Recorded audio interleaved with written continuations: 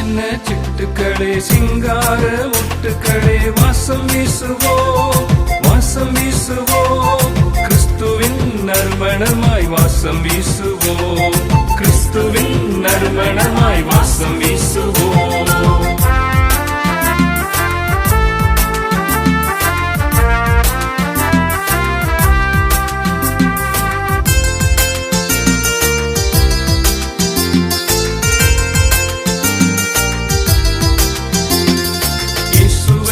அறிந்து நல்ல வாசம் வீசுவோம்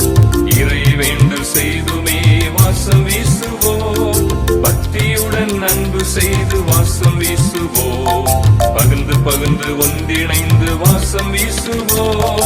நல்ல ஆலோசனை